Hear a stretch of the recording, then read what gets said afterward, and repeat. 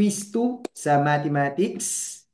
Okay? Ito po, quiz number 2 natin ay pwede niyong masagutan din. Katulad ko no, dito sa website ng LIP. No, if you want to have full access, message nyo lang po yung page ng LIP Review Center no, for more details. Let's begin! Question number 1, mga teachers. Business mathematics. Interest at 8% after 3 months on 6,000. Again, interest at 8% after 3 months on 6,000 pesos. Is it A, 120 pesos, B, 50 pesos, C, 150 pesos, or D, 250 pesos? Okay. Para sa magte-take ng Gen Ed, try solving this without using your calculators. Okay. Kung may mga math majors naman tayong participants, madali lang to for math majors kung ano no, kung pipindutin nyo sa calculator nyo. Pero kung sa Gen Ed dito lalabas, try natin siyang isolve ng mano-mano. Sige, I'll give you a few seconds para makapagpalabas ng sagot na hopefully nasa choices yung makukuha nyo. Ayun. Uy, sorry. Hindi ko na, ayan, napindot ko yung touchpad, pero ang answer natin mga teachers is, ayan, letter, may mga nag-chat pa ba? Wala na yata, ano? Sorry, napindot ko kaagad. The answer is letter A, 120 pesos. Okay, ang formula po natin for simple interest is PRT, or sa ibang references, yan po ay P times I times N. Yung P yung ating principal, no, this should be principal. Principal is 6,000 pesos. Tapos yung R is yung interest rate. Tapos yung T natin is yung time. Pero yung time dapat express yan in years. So kung ang time po ay 3 months, we're going to divide it by 12 because in a year, there are 12 months. 3 months is also equivalent to 0.25 years or 1/4 of a year. To solve for interest, just multiply 6,000. Yung decimal equivalent ng 8%, which is 0.08. And then yung period T natin in years na 0.25. You will get 120 pesos. Okay? Since kailangan natin ma-practice no, mag-compute without using calculator, especially for Gen Ed, pakita natin siya manually. So ito nga po yung question number 1 natin. Interest at 8% after 3 months on 6,000 pesos. The answer is 120. Okay. Sa formula, yan po ay interest earned is equal to P times R times T. Okay. Interest earned is equal to principal na 6,000 pesos. Okay. Ginamit ko na lang yung lumang symbol for peso. And then nominal rate, this 8% can be written in decimal form as 0.08. Then multiply natin sa 3 months. No, 3 months is equal to 1/4 of a year. So lagay natin, 3 months. Ba't 2 yung sinulat ko? Okay. Etong 3 months ay equivalent sa 1/4 of a year. So we have 3 months. I-divide natin sa 12 because there are 12 months in a year. That is equal to 1/4 or 0.25. Okay, lagay ko na lang siya dito sa solution ko as 1/4. Okay, para mas madali nating masabi na ang 6,000 pesos, okay, na principal natin, i-multiply natin yan sa, ito, no, yung 0.08, kapag dinivide natin yan sa 4, ay magiging 0.02. Tama? Mas madali yan, no? 8 divided by 4 is equal to 2. Okay, so magiging 0.02 ito, mga teachers. And then, syempre, kapag yung 6, minultiply natin sa 2, 6 times 2, that is equal to 12. So, mas madali nang mapili na 120 yan. Ang answer natin dito is 120 pesos. Okay. Letter A nga. Letter A. So for additional practice lang no, sa pagmumultiply po mga teachers, kung meron tayong 6,000, okay, pwedeng i-multiply mo na lang yan sa 2. Okay, 6,000 times 2. So 6 times 0, ay 2 times 0, 0, 2 times 0, 0, 2 times 0, 0, then 2 times 6 equals 12. Tapos dahil sa divisor, sa multiplier natin, meron po tayong dalawang decimal places dyan, no? We have here 1, 2. Usod lang natin yung decimal point, 2 places to the left. 1, 2. Okay, mapupunta dito yung decimal point. Kaya ang answer natin nga po ay 120 pesos. Okay. Congratulations! Next, let's proceed to the next question. Ooh, what does this button do?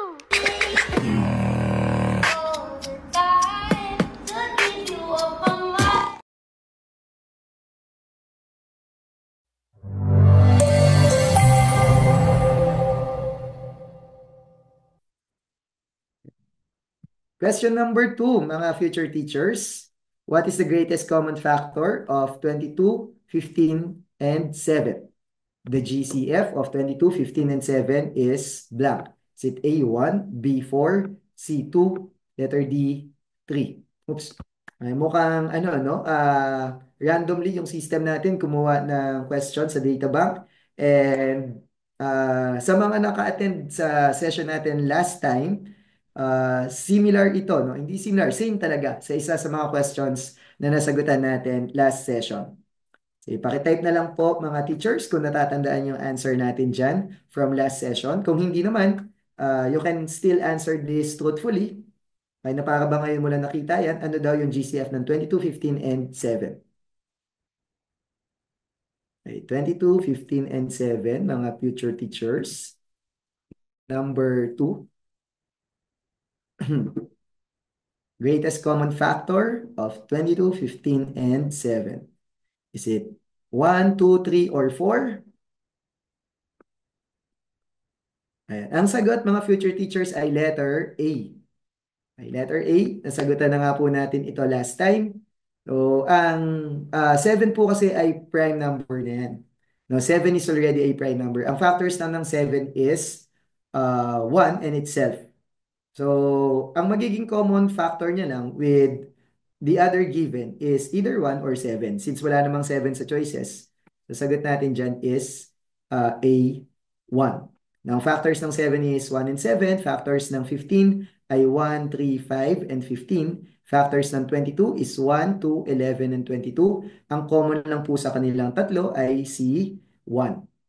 Next question na tayo, mga teachers. Third question for the day. What is the LCM? Now, least common multiple of 2, 3, and 4. Least common multiple naman tayo mga teachers. Sa previous question, we have GCF. Okay, yung GCF, tinatawag din natin siyang greatest common divisor. Okay, samantala ngayon, LCM naman, least common multiple.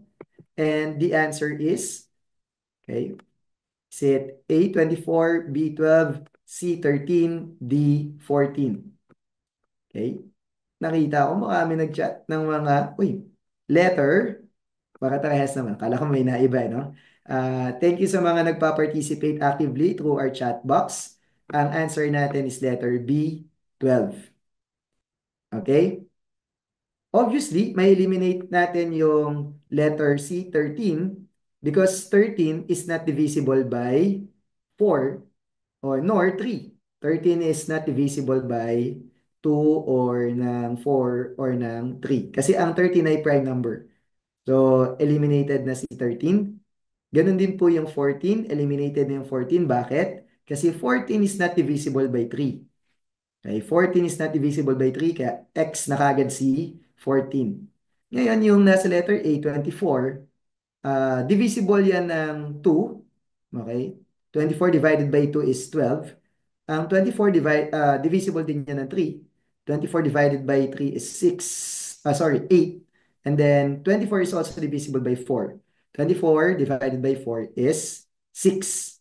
Pero, ang 12, kay divisible din yan ng 2. 12 divided by 2 is 6. 12 divided by 3 is 4. So, 12 is divisible ng 3, divisible din ng 4, divisible din ng 2. Tapos, kung papapiliin, sino mas maliit? Kasi least common daw eh. Mas maliit si 12 kaysa kay 24, kaya ang sagot natin is 12. Dito sa rationale na nakasulat sa ating app, LCM of 2, 3, and 4 using prime factorization method. In the prime factorization method, the numbers can be expressed as the product of prime numbers. Therefore, 2, 3, and 4 can be expressed as, kay 2 is already a prime number. You can write it as 2. And then yung 3 is already a prime number. You can write it as 3. And then yung 4, no, pwede natin siyang isulat as 2 times 2. Okay? Etong underscore na nakasulat dito sa screen natin, mga future teachers, it should be multiplied. It should be times. Kaya multiplication sign. Dapat may multiplication dyan. Now, 4 is equal to 2 times 2. So, LCM is, kukunin lang natin yung 2 times 2 galing dun sa 4. Okay, yun yung may highest order natin. 2 squared, it's 4. Then times 3 na lang. Okay, hindi na natin ilalagay yung isa pang times 2 kasi ang kinukuha lang natin sa pag-compute ng LCM is yung mga prime factors with highest order. Okay? Yung nasa 4 is 2 squared or 2 times 2. Okay? Yung nasa 2 ay 2 lang. Okay? So, kung pag-uusapan yung degree, no, mas mataas yung 2 squared kaysa sa 2 raised to 1. So, kukomputin lang natin dyan is 2 squared or 2 times 2, galing dun sa 4, times yung 3, galing dun sa 3. So, 2 times 3 equals 12. Alright? Alright. Okay, next. Bago tayo mag-next, pakitaan natin ng isa pang solution. Okay, punta tayo dun sa PowerPoint presentation natin. Kaya ito, nasagutan na natin from the previous session. GCF of 22, 15, and 7 is 1. Okay, nabanggit natin ito last time. Greatest common factor is the largest positive integer that divides evenly into all numbers with zero remainder. It is also known as greatest common divisor. For example, the GCF of 12 and 18 is 6. Okay, yung 12 divisible siya ng 6, yung 18 divisible din siya ng 6. Tapos yan yung pinakamalaking common na factor ng 18 at 12. LCM, ito naman yung sinolve natin dito sa uh, previous question. It is the lowest possible number, ayan, lowest kaya least, that can be divisible by both the given numbers. For example, the LCM of 4 and 5 is 20. Okay. Dito nga sa number 3, ang LCM po natin, sagot natin is 12. Tama naman po, ano? Ang ginawa lang po dyan, okay, pwede tayong prime factorization. No? Prime factorization, mga teachers. Okay? Yung 2 nga daw, sulat natin as 2. Yung 3, sulat natin as 3. Yung 4, pwede natin isulat yan as 2, 2 times 2. No, yung times na wala yung 2. 2 times 2, or pwede kong isulat to as 2 squared.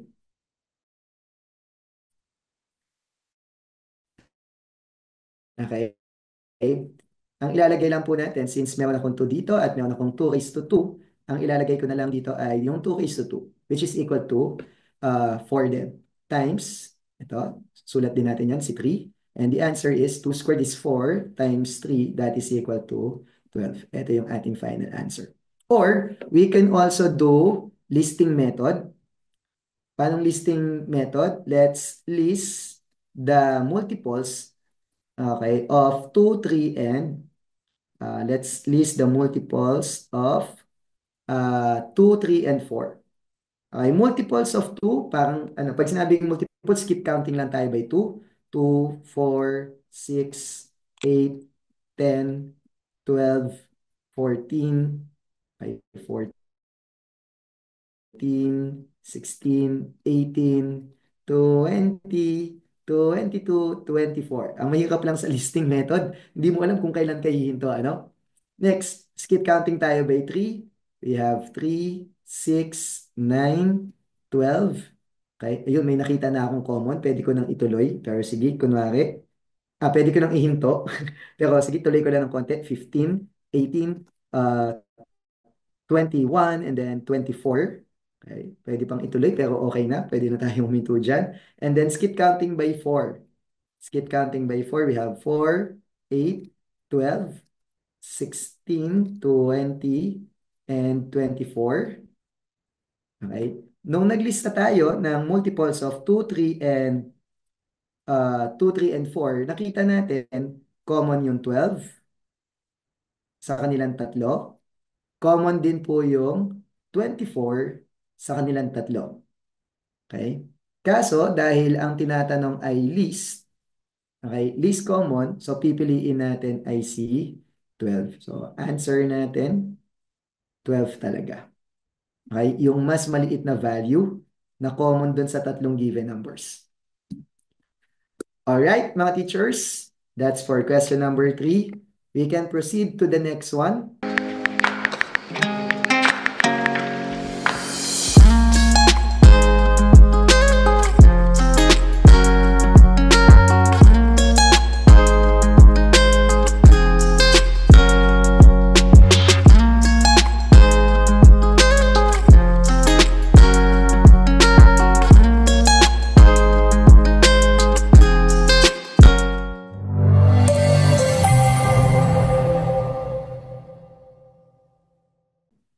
Balik tayo dito sa Lip Review app. Next question. Question number 4 tayo mga teachers. Another practice problems related to LCM or least common multiple. Question number 4. Find the least common multiple of 5, 2, and 7. Okay. Least common multiple of 5, 2, and 7 mga teachers. Ang bilis nilang magsagot ngayon ah. Okay, is it A, 140, B, 70, C, 15, or D, 35? Ay, karamihan nakapagsagot na. And tama naman po. Congratulations mga teachers. Pare-parehas naman po ng answers. Yung mga nag-chat sa atin. The answer is 70. Okay, for prime factorization, okay, ang mga given po, 5, 2, and 7, lahat po yan mga teachers ay prime numbers na. Okay, since prime numbers na yung mga yan, okay, i-multiply lang natin yan as is. Dito sa rationale na nakikita nyo sa screen, LCM of 5, 2, and 7, that is equal to, dapat may multiplication sign dyan. That should be 2 times 5 times 7. Okay, multiplication po dapat yung nandyan sa underscore. 2 times 5 is 10, and then 10 times 7 is 70. Okay? So, basic, no, mga teachers. Okay. So, sa mga gustong mag-practice ng multiplication, ay punta tayo dito sa may slide. Ang answer natin is letter B, 70. Ang ginawa lang po, okay, is minultiply yung 5, okay, sa 2 and then 7. Okay? And then, ito, no? 5 times 2 is equal to 10. And then, 10 times 7 is equal to 70. Ayun na yung sagot natin. Okay? Puro prime factors kasi yung 5, 2, and 7. Pwede ring elimination of choices kung feeling mo medyo mas mahina ka sa multiplication. Eliminated na kaagad po mga teachers dyan. Eliminated na kaagad po si 15. Okay, bakit? Kasi 15 is not divisible by, this is not divisible by 2. Hindi naman siya even number, no? Not divisible by 2. Okay? Kasi dapat pag divisible ng 2, it ends with an even number. Okay, ganun din si 35. Hindi rin siya divisible by 2. Okay, kaya eliminated na kagad yan, no? It's not divisible. It's not divisible by 2. Okay? Syempre, yung 15, hindi rin yan divisible ng,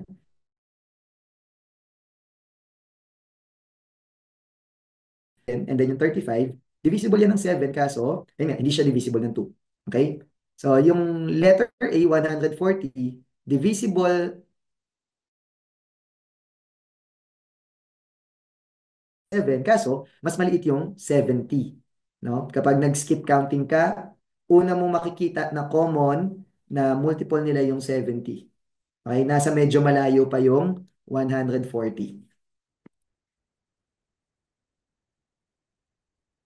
Okay, mga teachers? Madali lang, no? Skip counting lang yun eh. Kayang-kaya yan, mga teach. Next, last question for this very short quiz.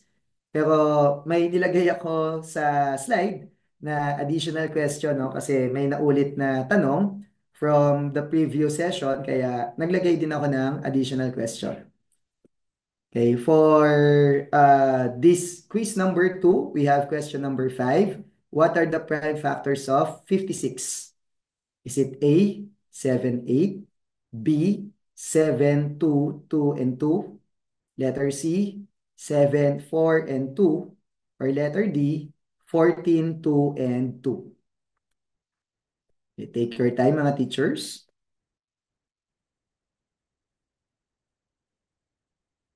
If you already have your answers, you can chat it in our chat box. What are the prime factors of 56?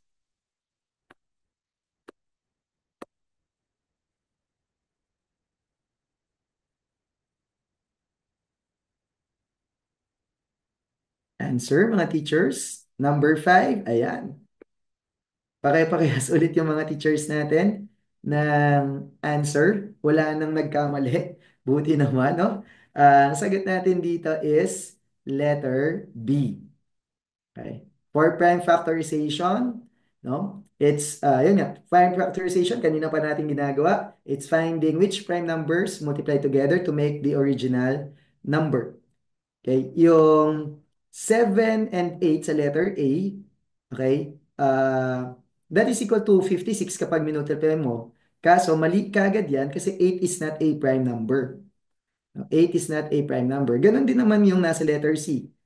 Kapag minultiply mo yung 7 times 4 times 2, that will give you an answer of 56. Kaso, yung number 4, ito no, yung 4 dyan sa gitna, hindi naman yan prime number. Ang 4 is divisible pa ng 4. Ang 4, pwede mo pang i-factor sa 2 times 2. Okay? So, mali yung letter C kasi yung 4 is not a prime. Ang 4 is not a prime. And then, yung nasa letter D, 14 times 2 times 2, this will also give you 56 as the product. Pero yung 14, hindi pa siya prime. Hindi prime number yung 14, kaya mali yung letter D. Hindi prime number yung 4, kaya mali yung letter C. Hindi prime number yung 8, kaya mali yung letter A. Ang nakalista lang po na puro prime dyan ay si letter B. 7 times 2 times 2 times 2 is equal to 56. Okay, that's the answer, letter D. Paano pa siya pwedeng sagutan? Okay, bukod sa elimination of choices, makita natin dito sa slide, mga teachers. For question number 5, prime factor of 56, that's 7 times 2 times 2 times 2, multiplication, no? Pwedeng, factor 3. Okay, mag-factor 3 tayo. We have here 56, yung hinahanapan ng prime factors. Ang 56, yan po ay equal sa uh, 2 times 56 divided by 2 is equal to 28. Tama? Kasi yung 28, divisible pa ulit yung 2 yan. Ang 28, pwede mong i-divide sa 2. 28 divided by 2 is equal to 14. Okay? Tapos yung 14, pwede mo pa ulit i-divide sa 2 yan. Kasi ang 14 ay equal sa 2 times 7. Okay? Nasaan po yung prime factors? Ayan, 7 is already a prime number. Kaya ang sagot natin ay 2 times 2 times 2 times 7. Okay? Yun po yung prime factors of 56. Di ba? Ang bilis natin natapos, mga teachers, for mathematics quiz number 2. Nakapagsagot na tayo. Medyo, ayan, di lang na perfect kasi napindot kanina sa touchpad na yung question number 1. Pero, since may time pa, let's maximize of our time na meron tayo ngayon. Since minsan lang naman tayo magkita-kita, mag-additional question tayo, mga teachers. Okay, additional question?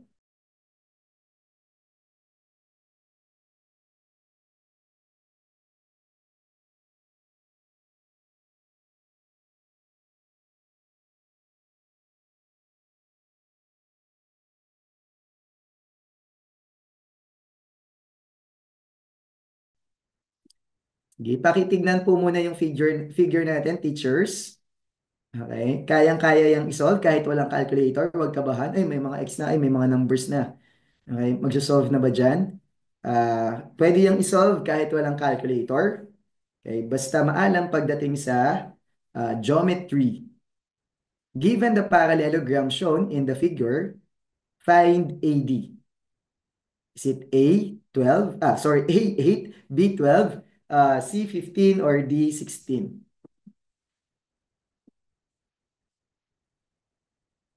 Bigyan ko kayo ng time, mga teachers. Tignan yung figure, isipin ano ba yung hinahanap, and then solve.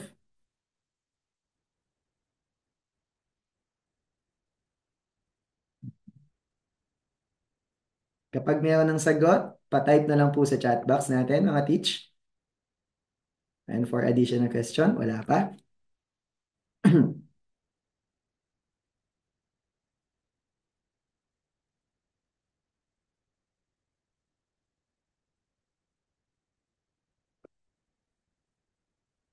Wala pa rin.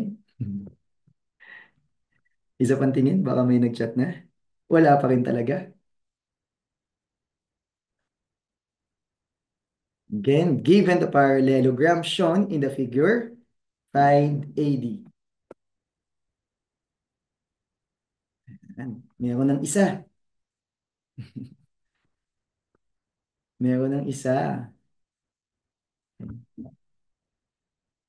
How about the others? Okay, try nyo mga future teachers kahit na hindi kayo math major. Okay, try natin mag-compute. Okay, for side AD. Yung find AD, it's actually side AD.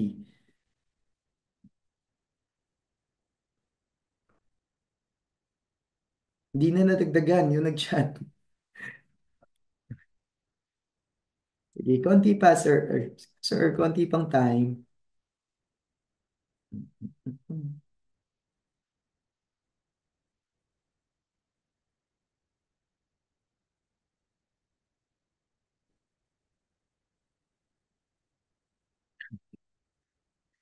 Ayan. Nice try, nice try. Okay. May mga nag-chat na po. May mga tumama. Meron din namang hindi tama yung napili or hindi tama yung hula. Okay. Paano po natin to sinasagutan, teachers? Okay. Ang correct answer ay letter. Ayaw mag-animate. Ang correct answer natin dito is letter C po, mga teachers. Okay? Pag sinabi pong parallelogram, mga teachers, ito, when we say parallelogram, it is a quadrilateral. No, quadrilateral, meron po siyang four sides, quadrilateral with four sides, syempre four sides with uh, pairs, two pairs of sides parallel. Okay, two pair of sides parallel. Okay, nakikita po natin, meron tayo ditong side DC tsaka side AB na parallel. Kapag sinabing parallel, kahit na i-drawing mo yan continuously, i-extend mo yan, hindi po yan magmimit kasi parallel silang dalawa. Okay, yung side DC tsaka side AB. Okay, parallel din po parallel din po yung side AD tsaka yung side BC or side CB. Parallel yan. Kapag dinrawing mo yan, in-extend mo, hindi rin yan mag-i-intersect. Kasi parallel lines yung side AD tsaka side CB. Okay, ganun po yung parallelogram. Sa parallelogram po, okay, yung dalawang pairs na parallel, okay, o yung sides na parallel, sila po ay may equal measurement. Anong equal measurement, sir? Kapag tinanong tayo, ano yung sukat ano yung sukat nitong 3x plus 5? Okay, eto po yan, no? Parallel yan, di ba, dito sa side na AB na ang sukat ay 6x minus 10. Equal yan, mga teachers. So, equate natin, 3x plus 5 equal po yan sa 6x minus 10. Okay? Next, magta-transpose or maglilipat-lipat. Siguro, ang gawin na lang natin, dahan-dahan talaga, ano? Ah, ang gagawin natin, mga teachers, etong 3x, ililipat ko sa kabila. Ay, kopyahin ko lang muna itong 6x. 6x, kopyahin ko lang. And then, etong 3x, ililipat ko doon. Okay? So, kung yung 3x, positive 3x siya nung nasa left side ng equation, paglipat sa kaliwa, magiging siyang 3x, minus 3x. Okay? Kopyahin ko lang po itong 5 na nandito sa left side. Okay, kinopya lang natin siya. And then etong negative 10, yung negative 10, lipat po natin siya sa kabila. Okay, pag nilipat natin yung negative 10, galing sa kanan, minus 10 siya. Pag nilipat mo siya sa kabilang side ng equation, magiging siyang plus 10. Okay? Ganun po yung ginawa natin. Yung 3x sa left side ng equation, ito yung equation symbol equality symbol natin, nilipat sa kanang side ng equality symbol, naging minus 3x. Yung minus 10 sa left side ng equation, nilipat sa kanang side, naging plus 10. Then proceed. 10 plus 5 is equal to 15. And then 6x minus 3x. Ang 6x minus 3x, mga teachers, yan po ay equal sa 3x. Okay? 6x minus 3x equals 3x. And then, para ma-solve yung value ng x, i-divide natin yan both sides by 3. Okay? I-divide natin yan both sides by 3. Okay? Magka-cancel na po yung 3 tsaka yung 3. Matitira dito, x. X is equal to 15 divided by 3. That is equal to 5. Okay? X is equal to 5. Pagbaligtarin lang natin. X is equal to 5. Pero hindi po ito yung hinahanap natin, mga teachers. Ang hinahanap kasi is side AD. Okay? Ang isa-solve natin, teach, ay ito. Si 4x minus 5. Ito po yung side AD. Okay, ito yung side AD. Ang sukat daw niya, teachers, ay 4 minus 5. So, yan. Kung isosolve natin si 4 minus 5, 4x minus 5, yan po ay equal sa, alam na natin na yung value ng x ay 5. So, 4 times 5 minus 5, okay, that is equal to, 4 times 5 is 20, then minus 5. Now, 20 minus 5, that is equal to 15. Kaya ang sagot, mga teachers, 15 po. Okay? So, hinahanap po side AD. Ang measurement daw nun ay 4x minus 5. So, para malaman yung sukat ng 4x minus 5, kinailangan muna nating hanapin yung value ni x. Para naman makompute yung value ng x, okay, alam natin dapat yung katangian ng parallelogram na yung dalawang sides, no, magka-partner yan, dapat parehas ng sukat. Okay? Dapat parehas yan ng sukat, yung opposite sides niya. No? So, inequate natin yung 3x plus 5 sa 6x minus 10 para makuha yung value ng x na equal sa 5. Then, sinubstitute dun sa 4x minus 5. Kaya nakuha natin yung side AD na equal sa 15. Okay? So, yun lang yung mga questions natin for today, mga teachers. And dun sa mga nagtatanong pala, especially dun sa mga math majors, okay, kung anong calculator yung magandang gamitin for board exam. Okay, ako, ang may advice ko is yung, kung may akong pambili, ano, maraming options na calculator. Maraming options para sa kung ano ba yung pwedeng gamitin for board exam. Okay, this is the updated version na yung PRC, no? Last year pa naman to, no, update sila ng allowed calculators for board exam. Ang suggestion ko, kung may pambili kayo, no, yung mga math majors natin dyan, maganda yung Carse KC-S99 when it comes to functionality or yung mga features niya. Siguro yung quality ng material baka medyo ma-disappoint kayo kasi made in China yan. Pero yung features niya sa pag-solve, no, okay po yan. Ganito po yung itsura. Okay, ng Carse S991. Okay, so ayan, no, may solar power siya so di ka mag-worry masyado kung naubos yung battery, baka di na gumana kasi may version naman siya na ah, may solar, no, power. Tapos ang daming buttons, kahit na hindi naman lahat magagamit, no? For math major, malaking tulong to especially sa pag-integrate. Pwede po itong gamitin sa integral calculus.